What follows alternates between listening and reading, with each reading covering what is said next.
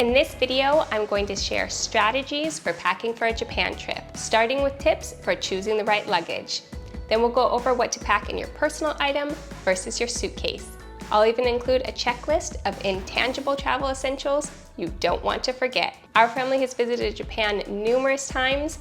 I'm currently packing for our 3-month trip. We'll be in Japan for both winter and spring. My first tip is to consider the types of transportation you'll take on your Japan trip when you choose which luggage to bring with you. Will you be taking bullet trains to multiple cities? Will you be taking a domestic flight within Japan? Or traveling mostly by bus?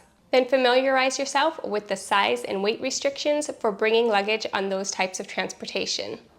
We covered the basics in our earlier video on traveling with luggage in Japan, and I'll give you some examples in this video. For our upcoming trip, we have multiple segments of our trip to consider. We will be taking a domestic flight from Tokyo to Sapporo. We're flying with Japan Airlines, and their carry-on allotment allows you to bring on both a carry-on and a personal item, and those two bags added together can weigh up to 10 kilograms, which is 22 pounds. These two pieces would be fine size-wise, but the important thing is to weigh them and make sure they're not too heavy. In the past, we've flown on Peach Aviation.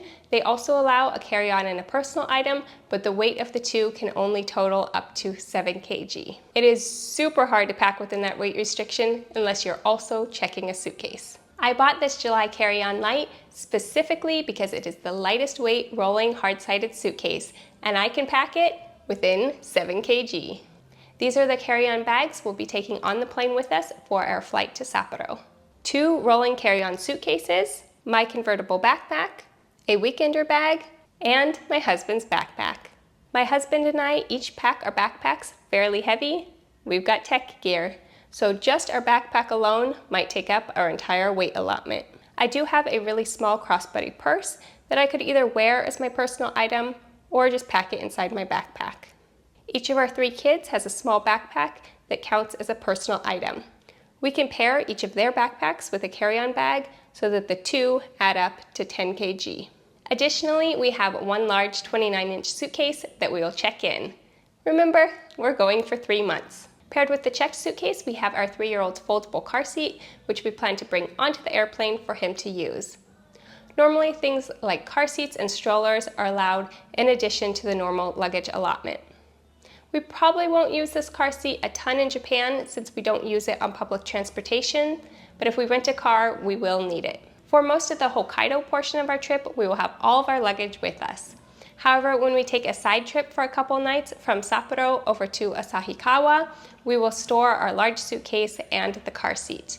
We will either use the 3-day storage lockers at Sapporo train station, or we'll use the app Ekbo Cloak. We covered both of those options in our video about storing luggage in Japan. The next portion of our trip to consider is our 6-day train trip using the JR East-South Hokkaido Rail Pass.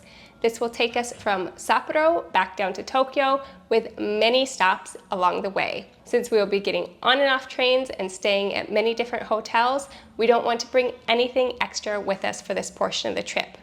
So before we start our train trip, we will use Yamato Transport to forward our large suitcase to our hotel in Tokyo. We'll have it scheduled to be delivered on the same day that we check into that hotel. That way we can bring with us just our carry-on luggage and backpacks on the trains. We planned it this way to first fly from Tokyo to Sapporo and secondly take the trains from Sapporo to Tokyo, since it's more strict when you're bringing luggage onto an airplane. When you're riding on a Shinkansen train, each ticketed passenger can bring on board 2 suitcases weighing up to 30 kg each. And our little carry-on suitcases won't be near that weight limit. All of our bags are small and lightweight enough for us to lift up into the overhead rack on the Shinkansen trains. Our kids like to keep their backpacks with them right at their seats so they can easily get their entertainment. I recommend testing your luggage ahead of time and make sure you can maneuver all of the pieces at once. Keep in mind that some of the subway stations in Japan do not have elevators. You might be faced with a tall flight of stairs to climb up and out of the subway.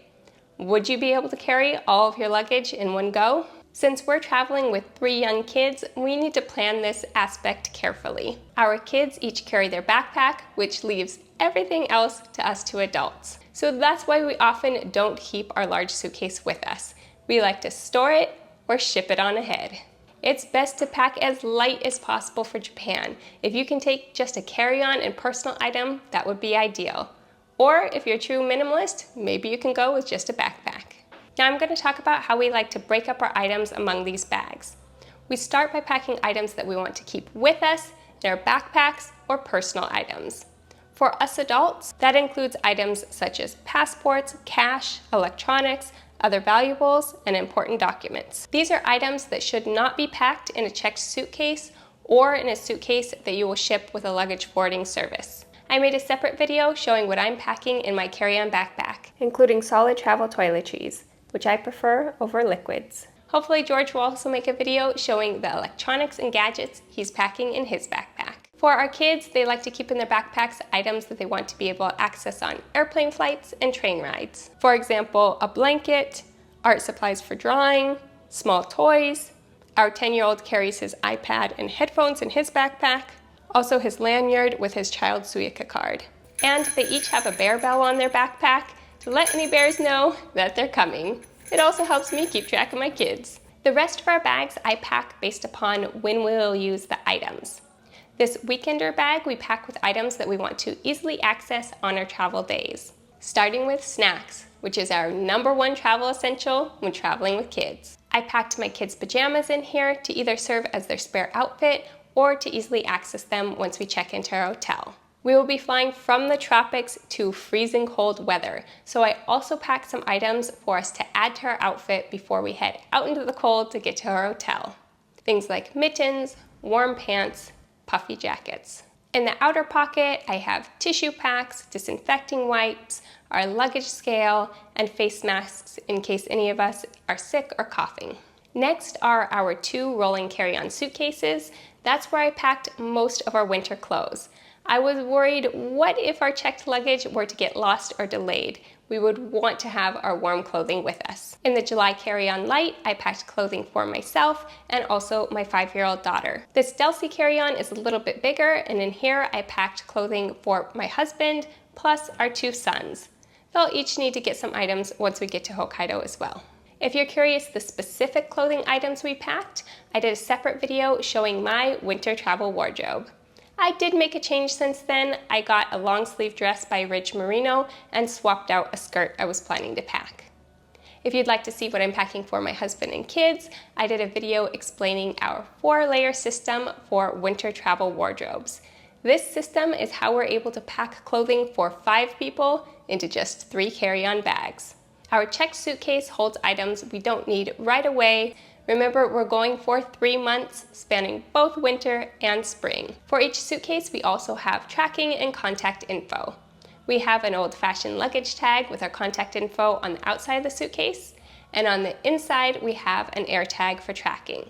I also put a little piece of paper with our contact info on it, like phone number and email address, just in case we were to get separated from our suitcases. When visiting Japan, it's a good idea to anticipate bringing souvenirs home, especially if you plan to do a lot of shopping. Do you have extra space in your luggage, an expandable suitcase, an empty duffel bag packed, or plan to buy a suitcase? This pair of suitcases we purchased at Costco in Tokyo. We also purchased this My Melody suitcase at Sanrio Giftgate in Sapporo. If you want a less expensive option, you could also get a suitcase at Don Quixote. Here are some essentials to pack, particularly for a Japan trip. Many of the public bathrooms do not have paper towels or working hand dryers, so it's a good idea to bring along a small towel. I like to pack mine in a waterproof bag.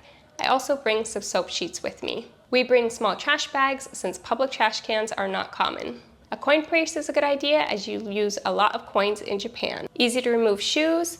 I recommend water resistant or water repellent shoes, especially if you're going in the rainy season. Plus clean socks in case you need to remove your shoes and wear your socks inside. It's a good idea to write out your packing list.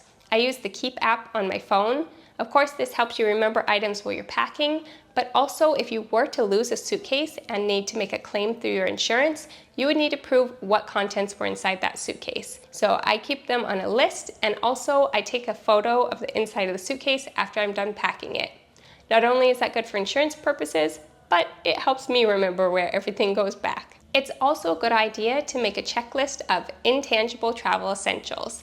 things you won't actually pack into your suitcase, but you should either do or arrange before your trip. Entering your trip information into Visit Japan web, reserving a pocket Wi-Fi or purchasing an eSIM for your phone, buying attraction tickets or making reservations for things like themed cafes or trains, purchasing any train passes you might use. We've already bought our tickets to Team Lab Borderless and we'll be buying a couple regional train passes. You might want to get a digital Pasmo or Suica card on your phone for local transportation, especially since it's getting harder to get the physical cards now that there's a chip shortage. You probably want to install some apps on your phone, such as Japan Travel by Navitime, a currency converter, and a translator. And don't forget travel health insurance. We've been using Safety Wing for years. We'll leave our referral link below. If you're going a short trip, you can choose an exact date range to get a quote. It's important to consider the season when packing for Japan, as the weather can be drastically different. In the winter time, it can be cold and snowy in the north, while more mild in the south. The spring can be cool and rainy. The summer can be hot, humid, and super rainy. Fall can be cool, meaning you need a jacket or a sweater. For our previous trip, it was in spring and summer, and I made a video showing everything we packed, so you might want to watch that after this video. I hope that gave you some helpful tips on how and what to pack for your Japan trip. Let me know in the comments what travel essential you will definitely be bringing with you. We share tons here on Kensho Quest to help you travel throughout Japan with ease, so please subscribe for more travel tips and inspiration. And if you haven't already, you can go back and watch the rest of our videos in our playlist about traveling with luggage in Japan.